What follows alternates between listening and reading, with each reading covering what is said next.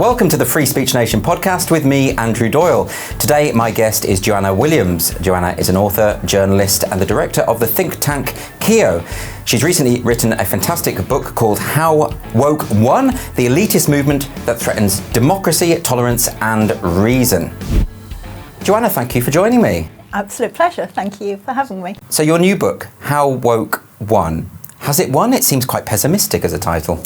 Well, it is, and I have to say it's the thing that's kept me awake at night for the past few months since hitting send on that final copy a few months ago. And there's so many stories in the news where you think, oh no, I'm wrong, woke hasn't won, Elon Musk's going to buy Twitter, Ricky Gervais has just had a new show on Netflix, this is completely wrong. But I stand by the title, and I think the title actually seems more important now than even when I was writing it. And I stand by it because I think where woke has become very dominant is in all of our major institutions. So if you think about the education sector, right the way through from nurseries, schools, universities, the police force, the civil service, museums, art galleries, the media, the BBC, are so dominated by woke values. And those are the institutions that really shape and influence what happens in society. So even though we can see some pushback at the edges, which is definitely something I'd welcome, unfortunately, I think there's a long way to go in challenging the dominance of woke ideology more broadly. Now, one of the things you do in your book, which I think is very important and can't be done enough, because I think people get very confused about the term woke, and a lot of people, critics, will say, well, woke just means to be fair to people, to be alert to injustice, especially racism, which is, after all, the dictionary definition of the term. Why is that a problem? Well, I think it's a bit disingenuous when people say that, because, of course, I'm very alert to racism and sexism. I would hope everybody would be, and I would hope everybody would call out racism, sexism, homophobia whenever they see it. But I think people who are woke don't actually mean just being alert to social injustices. They mean responding to them in a particular way, in the way that they approve of, in the way that they think is the best way to go about dealing with these things. And it can become very authoritarian, very prescriptive in certain ways that you're meant to react when you see these social injustices. So that's why I object to it. I object to it because on the one hand, it's very prescriptive, it's very authoritarian, it's telling us that there's a correct way to respond. But more to the point, often the correct way to respond, I think, is actually very backward, is very regressive in the way that it turns back the progress that's been made in some of these areas. So if you take racism, for example, I mean, I guess, so I'm your typical Gen Xer, kind of late 40s now, and I guess when I was growing up, the way that we were told really was the best way to approach racism was to try and be colourblind, to try and see people rather than skin colours, to judge people according to their character and the qualities that they had about them as individuals. Whereas woke seems to be saying completely the opposite, that that's the wrong thing to do, that you have to see skin colour, you have to categorise people according to their sex or their sexuality or their race and their ethnicity. And all my kind of progressive ideals that there's one race, the human race, are poo-pooed nowadays by woke people as being really backward. And I just think this is very unhelpful. So we do need a shorthand to describe this ideology, because there's lots of overlapping elements to it. There's the critical race theory element, there's queer theory, there's a gender identity ideology, and all of these things can quite conveniently be put together under this shorthand bracket. But the problem with that is, of course, then you have activists saying, well, this is just a right-wing slur, whereas, of course, they used to describe themselves with this word. So, and it feels as though whatever terms we might come up with to describe this movement, it will always be delegitimized. They will change those definitions, because part of their strategy continually is to change the meaning of words while denying that they are changing the meaning of words. Absolutely. And, I think I've got very little sympathy for these people who say, oh, this is an insult, this is just a right-wing slur. Because I did think long and hard about the title and about using that word, and a number of people have said to me, I'm being deliberately provocative, or I'm going to alienate an awful lot of people, and wouldn't it be better if I was just more kind of in the centre and reaching out and being nice to these people? But you know what? They don't reach out and be nice to me. Certainly not. I know that makes me sound a bit childish and a bit petulant, but actually these people are very powerful. I think that the kind of woke ideas are very very powerful in society, very influential, and they love nothing more than people who are promoting these ideas love nothing more than for us not to join the dots. You know, I agree with you completely. I think there are these very overlapping circles of people who are perhaps inclined to think in terms of critical race theory, or in terms of gender ideology. And if you drew a Venn diagram, there'd be a huge overlap in the middle of people who hold all of those ideas and are in a position to promote these ideas as well, be it through universities or be it through the media. And I think it really suits their interests for us not to join the dots on that, and not to look and say, so if you believe this, you're very likely to also think this. You're also likely to probably be quite middle class, have quite a decent salary, to be working in this particular area, and to have this influence.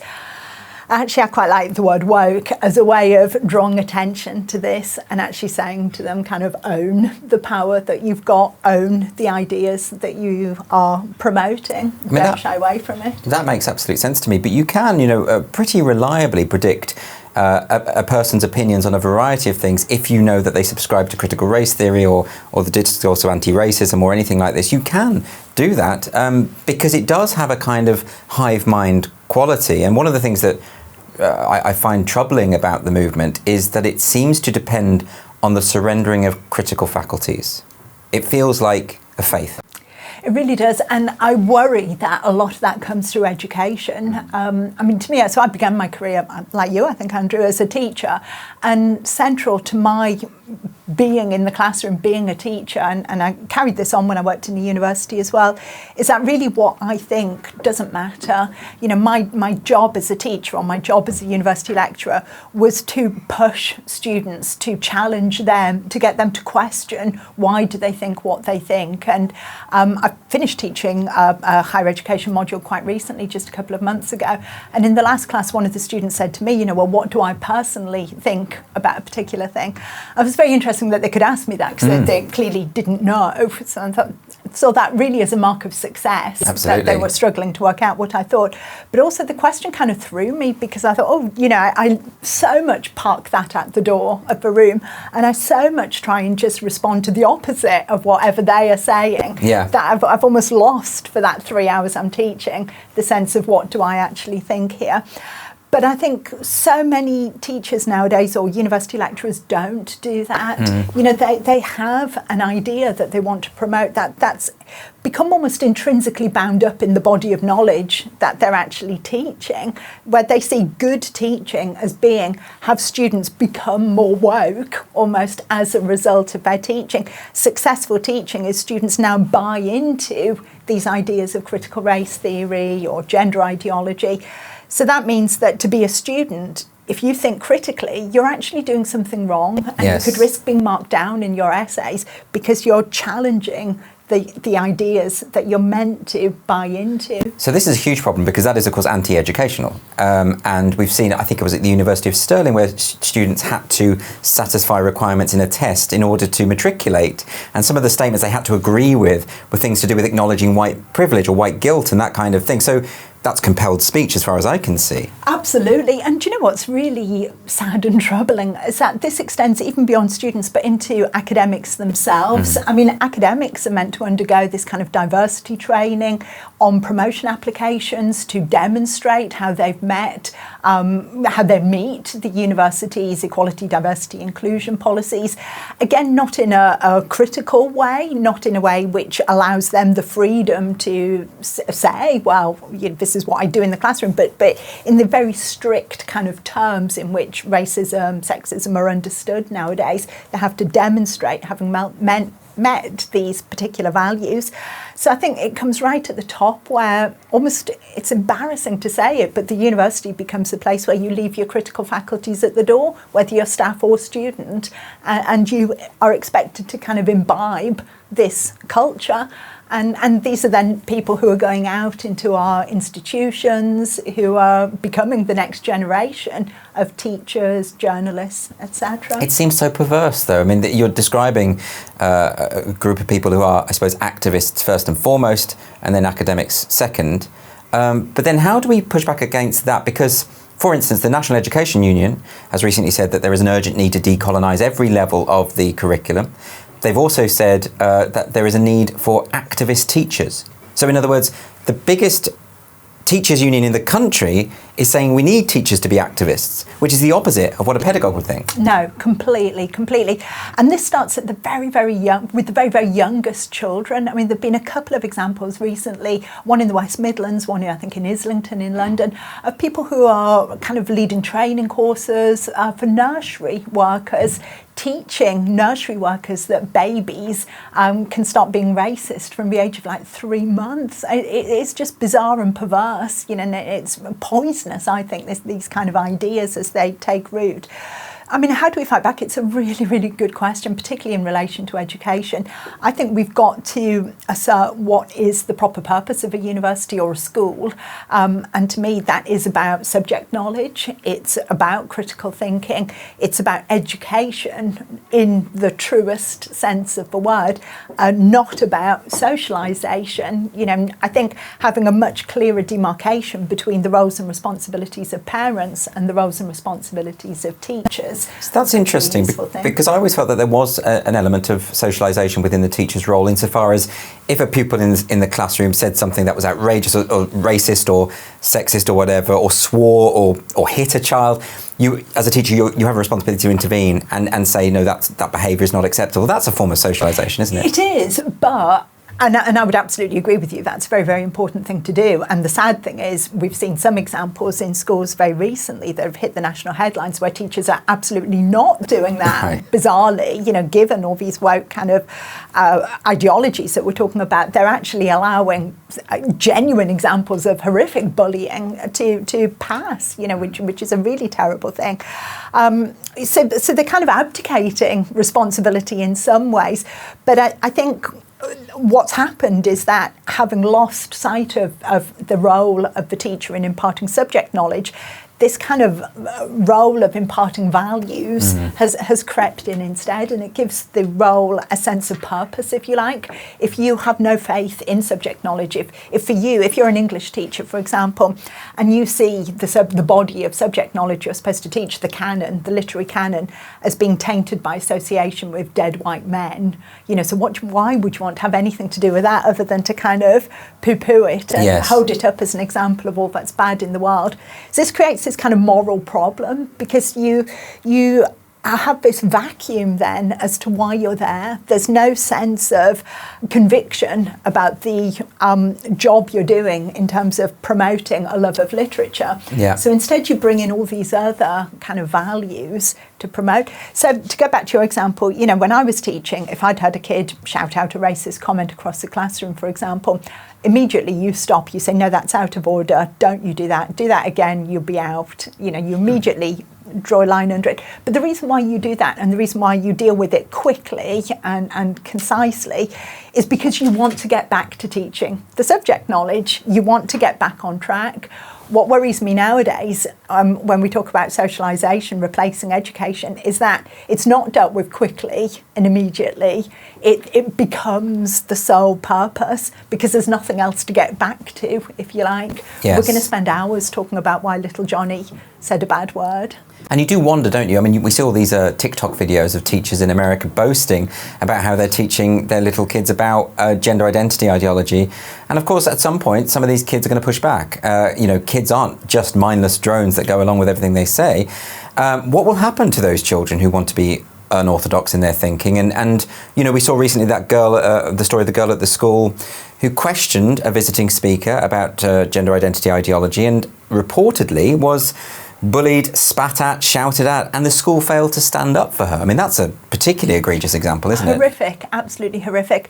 I mean, I guess what worries me is that some of these kids are a bit like the girl you're talking about at that school. You read those stories and you think, this just sounds like an incredibly bright girl who has asked some critical questions, and she's exactly the type of kid you would want to be going on to university. Now, I know nothing about her personally, and I really hope she's still on track to get good exam results and do that. My worry is that the more kids who want to question things get punished effectively for doing that, the more they self-select out of academia. They decide, well, school's just not the place for me. University is clearly not somewhere where I belong. I'm sure a lot of people might think, well, that's no big loss. They'll be better served going out into work and just getting on with the job. Why would they want to go to university anyway? But the problem is then the universities become even more, as you were describing earlier, this kind of hive mind, this conformist groupthink place, because anybody who thinks differently has either been wheeled out by not fulfilling the requirements or has self-selected out, so is not there to begin with. And again, you come back to the idea that if that happens, they've won. I think most people who work in university who see themselves as quite activists actually don't like having these battles over free speech. They don't want to be arguing about free speech as much as they are. But if you think about it, when arguments about free speech are taking place, it's because difficult questions are being asked, controversial speakers are being invited onto campus. When there's no free speech arguments to be had, it's because nobody's asking those awkward questions anymore. If you can stop the likes of Kathleen Stock, for example, ever being recruited to work in a university in the first place, then 10 years on from now, you needn't have a free speech argument because you've got these people out.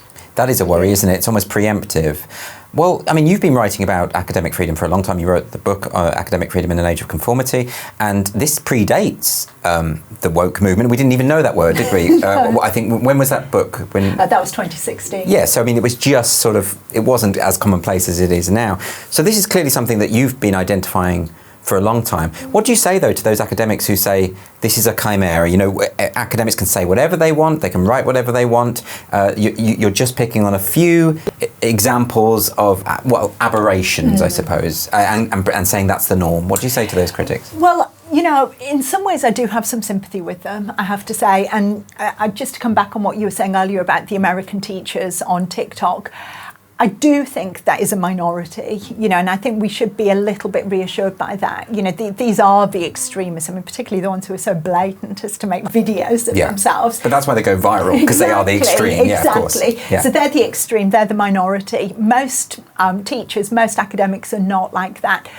And I think at the other end of that, you've got a minority of people who are pushing back against this. But I think in both teaching and in academia, you've got a bulk of people in the middle who, again, I actually have quite a lot of sympathy with, really just want a quiet life for themselves. Yeah. They want to go in, they want to do their job well, and then go home again at the end of the day to their families. And they're not there to be activists, and neither are they there to challenge activists. But there's a problem, isn't there? Because that minority that you're describing, who are the activist minority, who are very loud, very vociferous, they can be quite intimidating, and they can tend to have a disproportionate clout within meetings, within policy decision making, all of that kind of thing. Is that not true? Yeah, I think that is absolutely true. And this is where then the people who are in the middle, like say these kind of well-meaning, just wanting to get on with the job type of people in the middle, sometimes they do need to be a bit braver and actually stick their heads up over the parapet and actually say, hold on a minute, this is wrong. And I know quite a few people who actually do that. Yes. And it's important, people have to do that, because otherwise this minority of activists within the profession becomes ever more emboldened. Yes. They become ever more vociferous, and the more they think they can get away with it, the more they think they can push and intimidate and bully people into their way of thinking, the more they will. So is it just a question of numbers, insofar as if sufficient numbers of people are brave enough to make a noise, things will start to change? On the flip side of that, of course, is you must recognise that the people who do that tend to become casualties of cancel culture. They are the ones who are then targeted, quite viciously sometimes. Absolutely. And again, you look at universities as the prime example of this. People like Kathleen Stock, who have lost their jobs, been really hung out to dry over some of these issues. And it's very cruel what happens, and it could be very, very difficult for people to have to deal with personally. But I think ultimately that is what is required, a sense of there being safety in numbers. The more people can bond together, if you like, and recognise that they're not the only ones who think like this, the more you realise that there are other people on your side, yes, the easier it becomes to speak out against some of these things. And this doesn't just go for academia, I think this goes for all walks of life. So in terms of writing the book, I mean, one of the reasons I think that these books are important is because there is a lack of understanding about not just the language, but the concepts behind a lot of this stuff. People hear the phrase anti-racism and they think that's great because we're all opposed to racism. And of course, it takes quite a while to explain that anti-racism, as promoted by the likes of Ibram X. Kendi, actually promotes racism.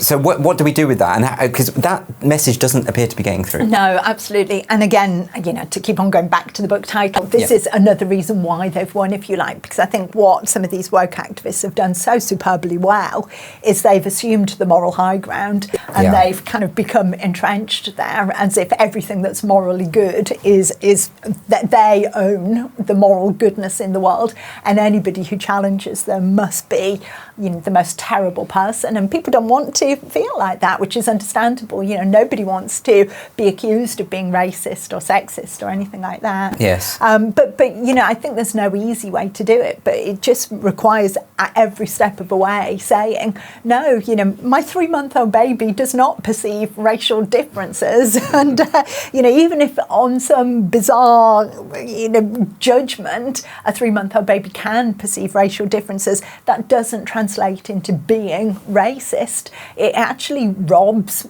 the meaning of racism. Loses all meaning when it's associated with 3-month-old babies. It's quite clear that you've read a lot of the woke people's literature on this stuff. Has there ever been points where you've thought that's a good point? They're onto something there. Oh, that's a very difficult question.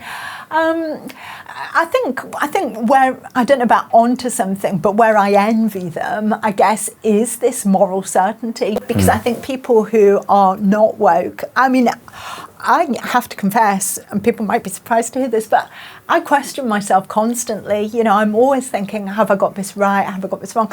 I was speaking to somebody the other day and I came away from a conversation and kind of had a bit of a sleepless night thinking, did I make myself clear? Was there a chance that I could have come across as actually saying something racist, even though I absolutely promise you I didn't mean to come across in that way at all?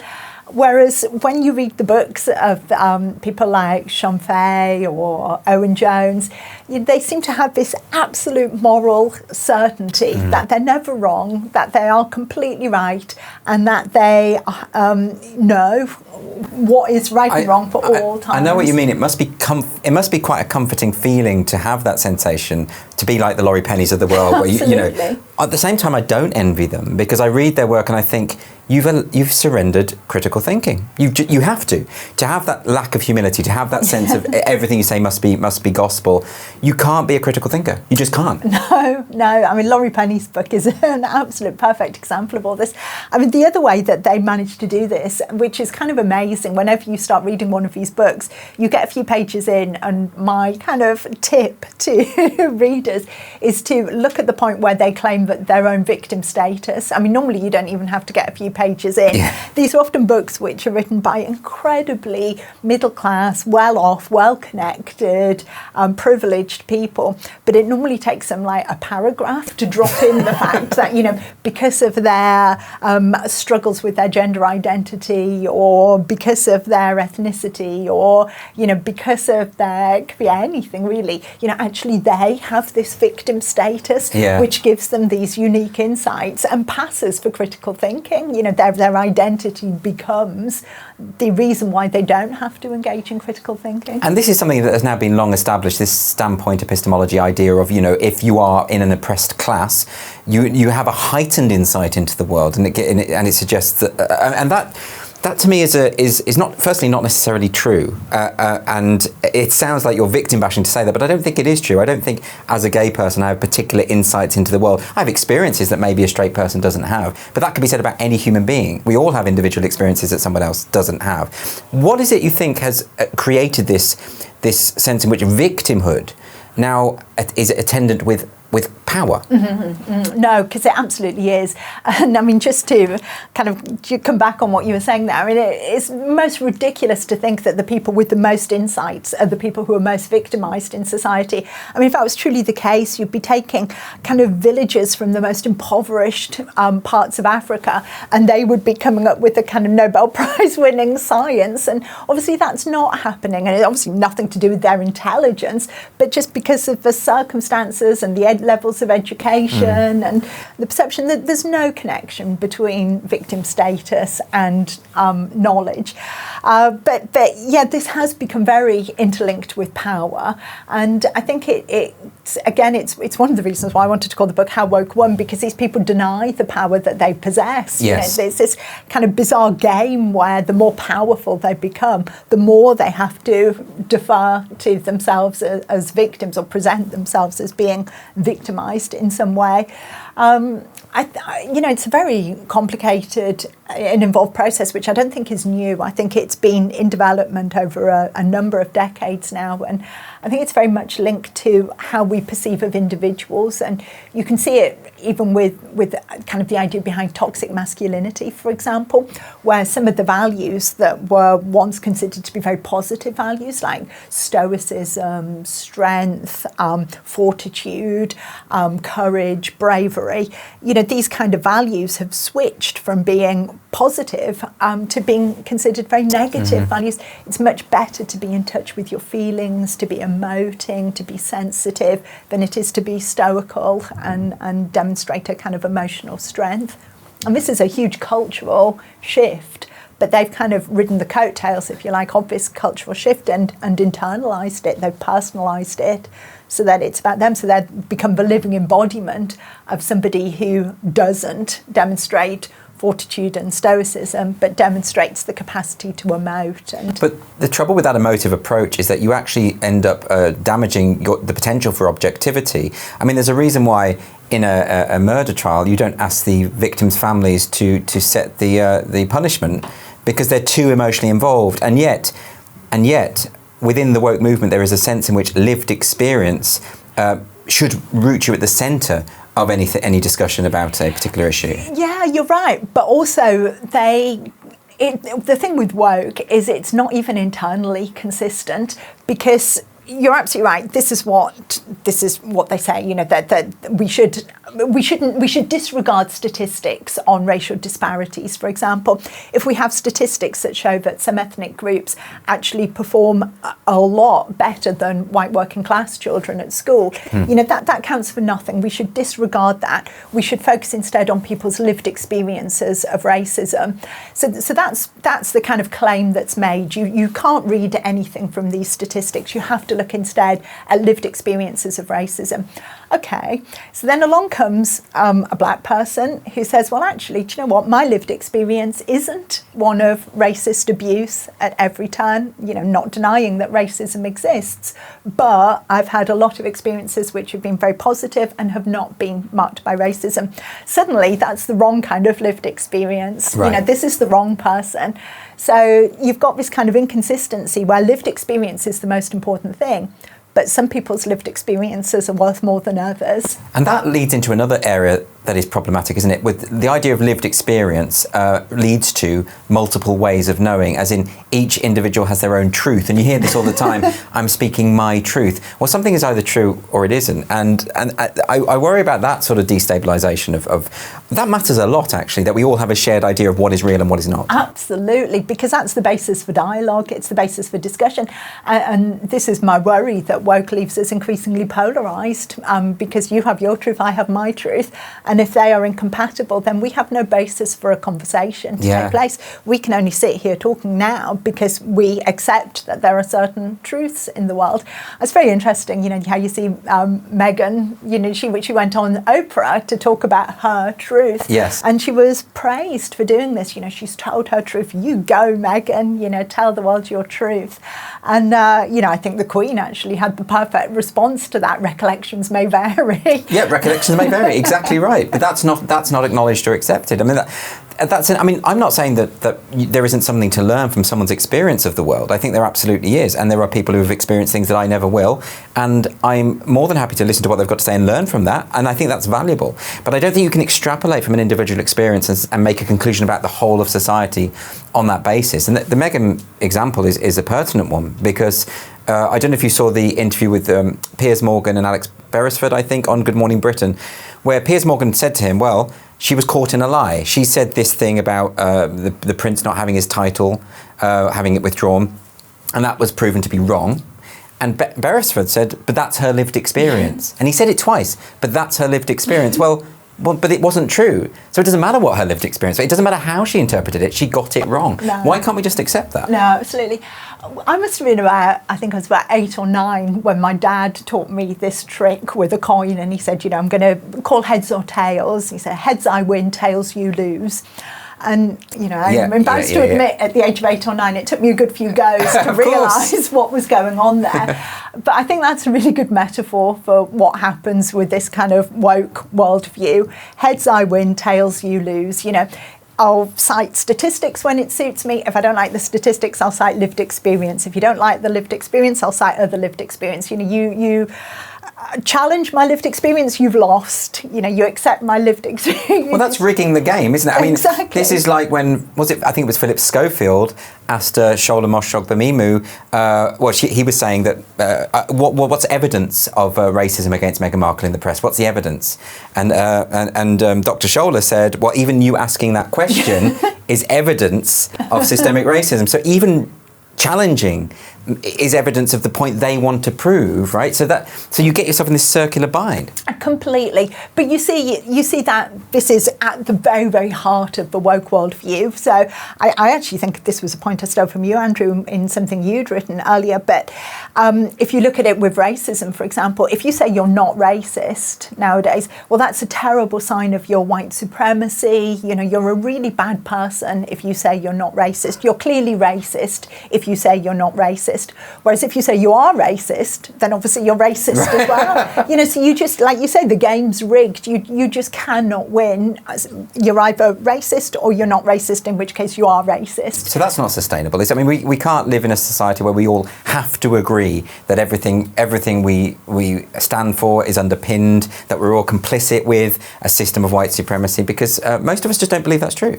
Well, exactly. And this is again, I suppose, what gives me a bit of hope in pushing back against this, because I do think the vast majority of people recognise that this is rubbish, essentially, and not an accurate reflection of the way the world works. Now, you've been writing for a long time about feminism as well, and you wrote a fantastic book about I think it was called Women versus Feminism, which I read and I really enjoyed, and that was considered quite contentious at the time. Do you want to just sort of give us an overview of your view here? Because I think your feeling is that the way that feminism, the course that feminism has taken, has been steered into, and this is a related theme, into the area of victimhood, and you're suggesting that's not empowering for women. No, absolutely not. But I think it does feed into the whole kind of outlook around woke and the discussion we're having around this more broadly, where you've got this kind of bizarre thing where one of the key strands of woke thought, particularly around racism, is that one of the biggest sins you can commit is cultural appropriation. You shouldn't, if you're a white woman, you shouldn't wear hoop earrings, you shouldn't get your hair in dreadlocks, because that's appropriating a different culture and exploiting it and profiting from it from your own gain. But you see with feminism and a lot of these movements that they're very keen, the people who are at the head of these movements are very keen to appropriate the disadvantages, the genuine disadvantages experienced by some women. So clearly some women, and obviously some men, are disadvantaged. I mean, you would say working class people earn a lot less, struggle a lot more financially, are more likely to live in worse housing, live in poor areas, have perhaps even worse schools, unfortunately, shouldn't be, but do have. So there are genuine problems and disadvantages, but what you've got an elite group of women at the top who kind of become the spokespeople for feminism, who appropriate those disadvantages, who look at the experiences of some women, the lived experiences or the statistical disadvantages, and kind of claim them for themselves. It becomes their disadvantages. So if you look, I think the number one example of this has got to be the women who work at the BBC as presenters, who earn huge salaries. I mean, salaries that most people could only dream of earning, and yet have kind of talked about the gender pay gap, as if they're the victims of this real discrimination and harassment and kind of terrible suffering that they've had to endure. Now, the people who I think are really badly paid who work at the BBC, who will most likely be women, are the cleaners, the catering staff, the women who are probably looking after the children of the female BBC presenters, looking after their elderly relatives. There are a lot of women who are very, very badly paid, but feminism has become this kind of elite movement which appropriates victimhood of the most disadvantaged women to further their own gain. It becomes this kind of elite club, if you like, which it depends upon all women seeing themselves as victims. I think there is a very interesting thing happening within feminism at the moment, though. I think in the wake of the woke movement, you're seeing feminists from the right, from the left, women coming together and saying, actually, this gender identity ideology, which is at the heart of the woke movement, I mean, all woke people believe in it, is a real threat to women's rights. And it seems to me that it's made a lot of feminists who formerly would have,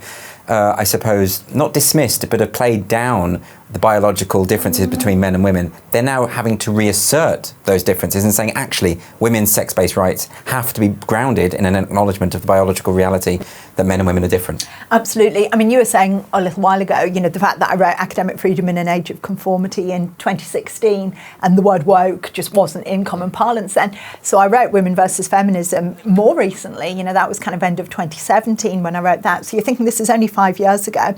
But if I was to sit down and write that book again today, I would approach it completely differently. I mean, for one thing, back in 2017, I just assumed that feminism was kind of intrinsically connected to women and everyone knew what a woman was because it was kind of obvious. If I was writing that book today, I would have to have a first chapter which was completely on, well, what is a woman? Well, doesn't that show how regressive the woke movement is? Because, we knew that and we weren't wrong, right? Yeah. And now we're having to explain something that we once all knew. Exactly.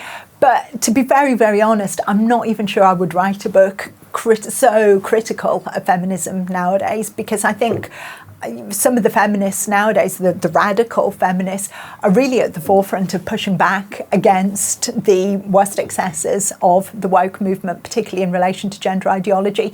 And those are women I would really want to celebrate. I would really want to hold up as being people who've taken so much flack personally. I mean, you can look at Alison Bailey, Maya Forstater, Kathleen Stock, or J.K. Rowling, the prime example. I mean, she said she's had so many death threats, she could paper her house in death threats, sustained the most vile abuse. But I think if it wasn't for them, my job would be a whole lot more difficult. It kind of becomes easier for me to make some of these arguments because some of these great women have gone before me, if you like, or working alongside me.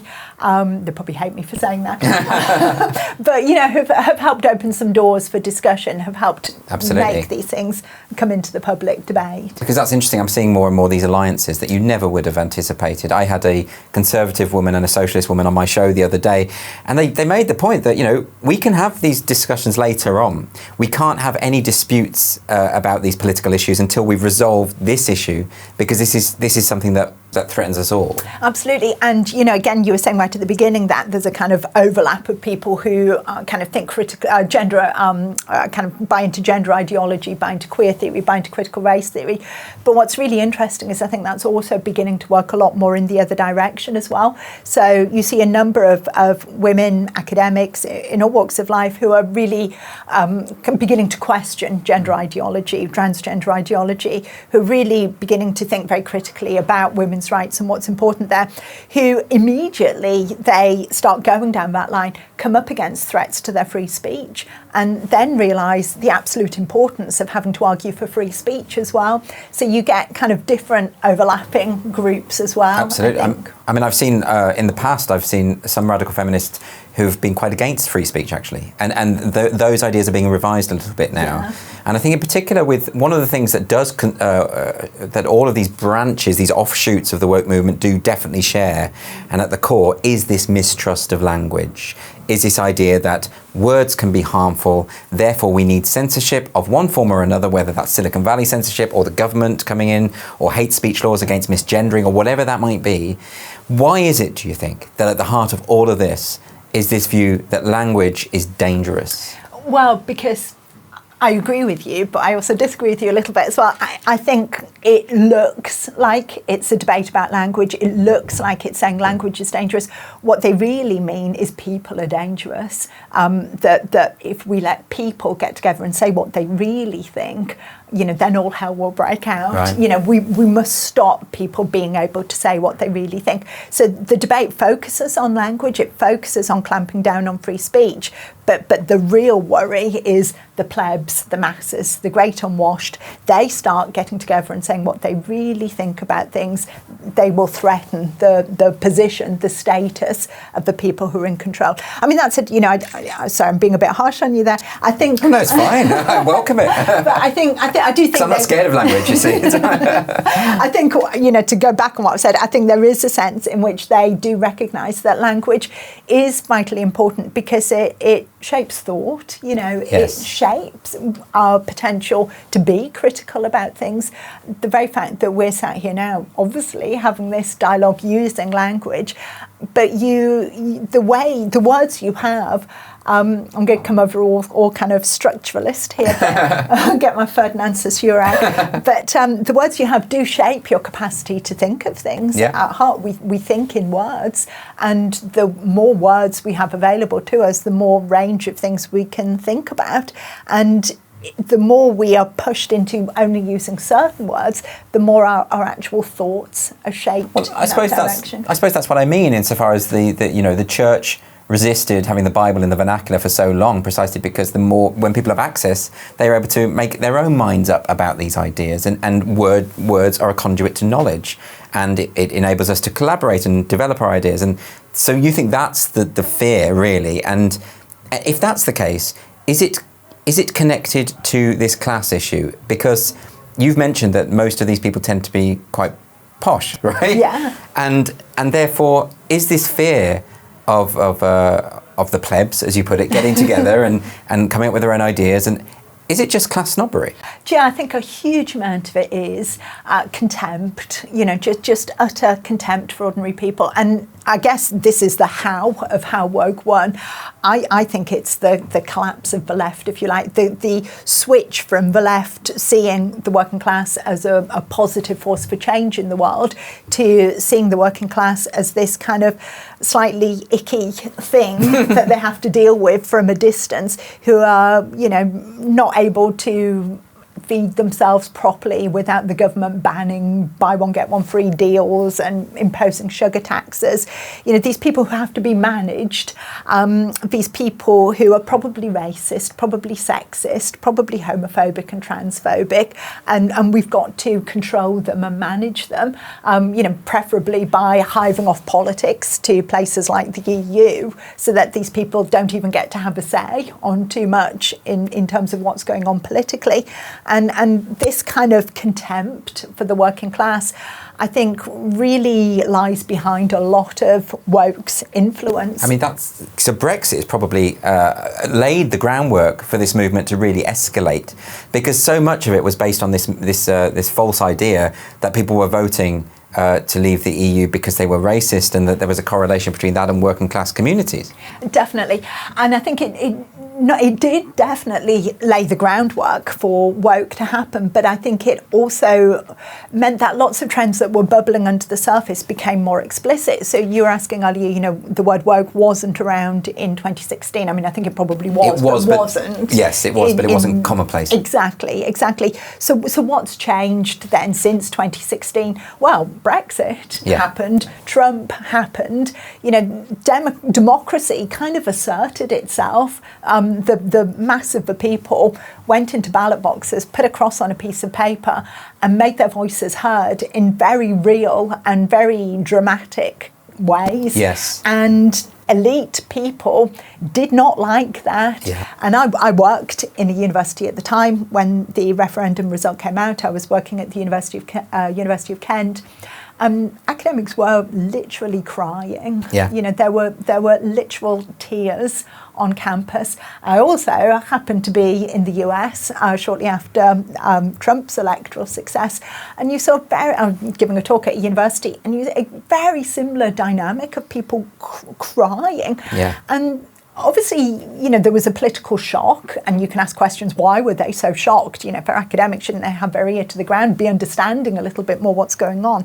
But there was the shock element, there was the fear element, but there was also something else. There was also a sense of a complete affront. You know, how dare our nice worldview, our nice world that we've created be shattered by these people who we tried to keep at a distance and we don't really like having their say. You know, how dare they infringe upon us in this way? Is woke essentially anti-democratic? Oh, completely, utterly. I think very, very anti-democratic in a very explicit way. And again, you know, when these people stopped crying and kind of mopped their tears up, quite literally got together and said, how can we make sure this doesn't happen again? You know, how can we fight back against this within institutions? So in universities, for example, a big push on kind of global citizenship. How can we promote global citizenship in the context of education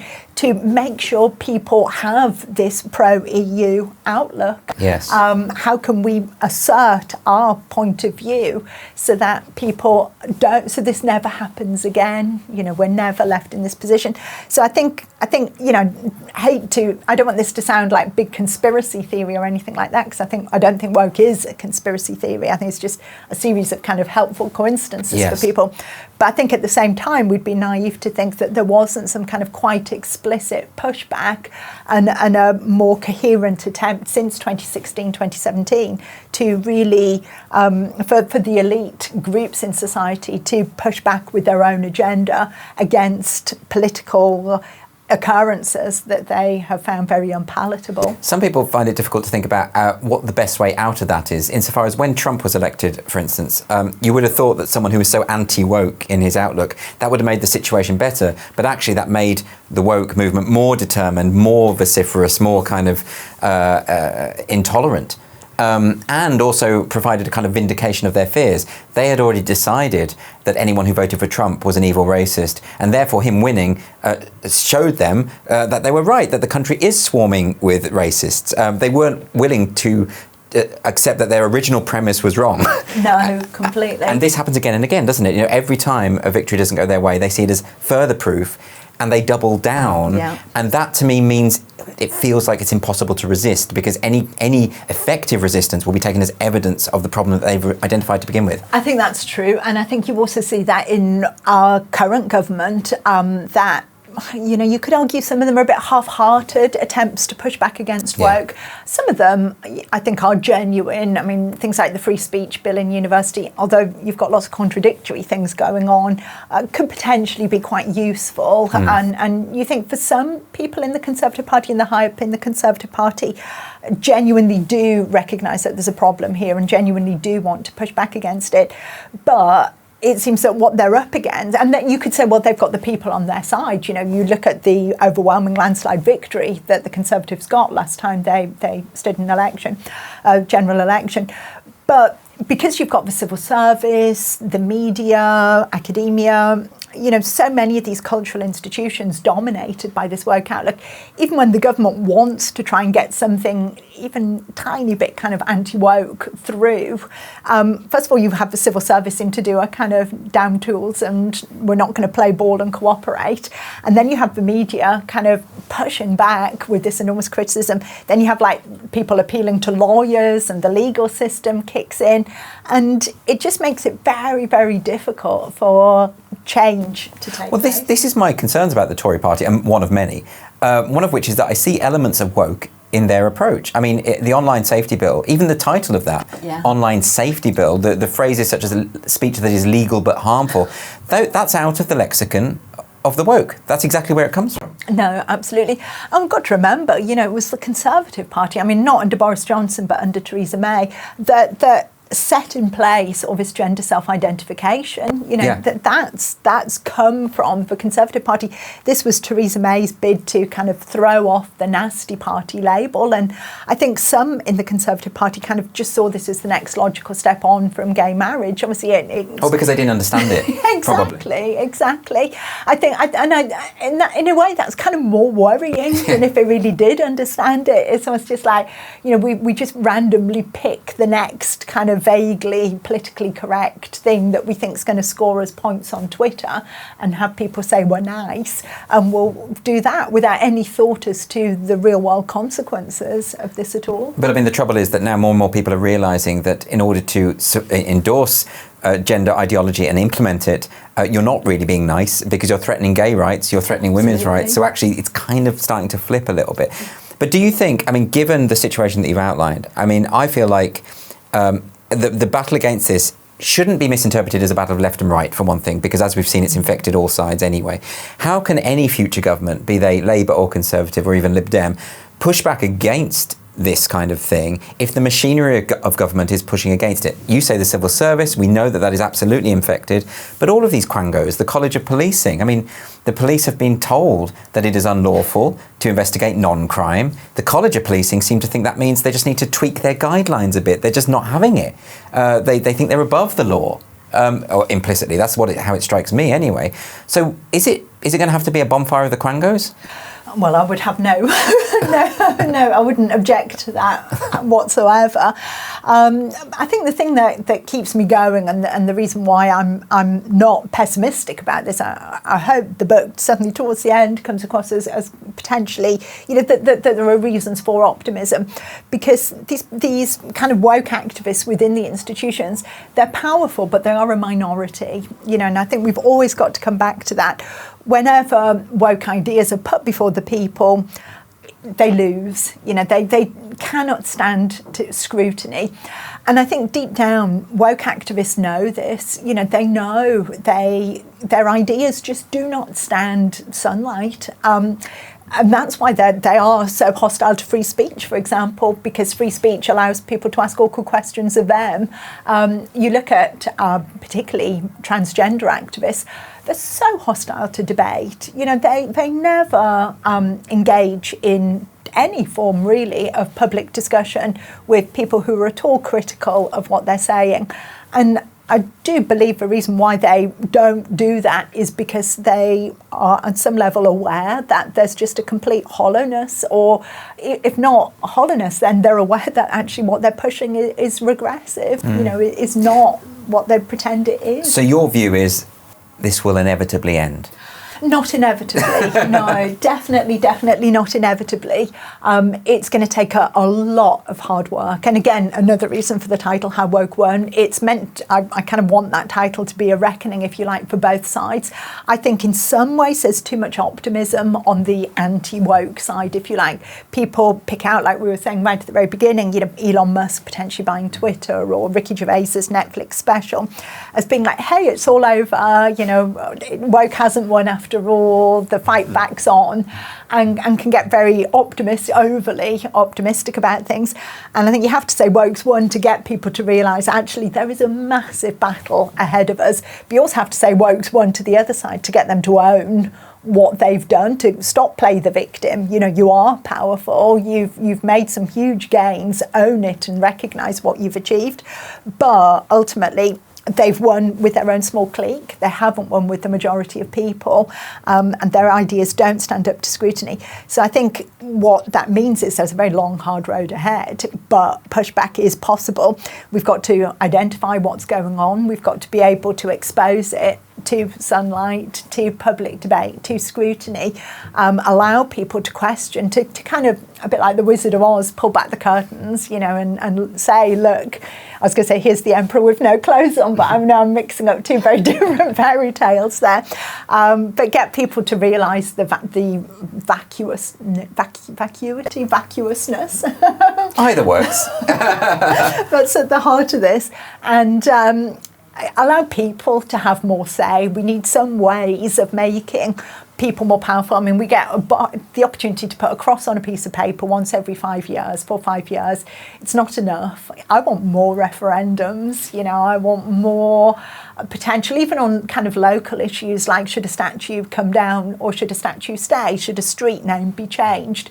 I don't think any local authority should be able to get away with removing a statue or changing a street name without putting it to the local people, the local community. They should get the say, and then people have to actually have the argument out, why do they want that statue to be removed? And other people need to be able to say, this is why we want the statue to stay. Let people hear those arguments and let people make up their own minds. Power to the people. Joanna Williams, thanks so much for joining me. Pleasure, thank you. Really great to speak to you. This has been the Free Speech Nation podcast with me, Andrew Doyle, and my guest, Joanna Williams. And if you enjoyed the conversation, please do check out Joanna's various books, most notably her recent book, How Woke Won. And if you enjoyed the episode, please do like and subscribe, tell your friends, and join us again next week. See you then.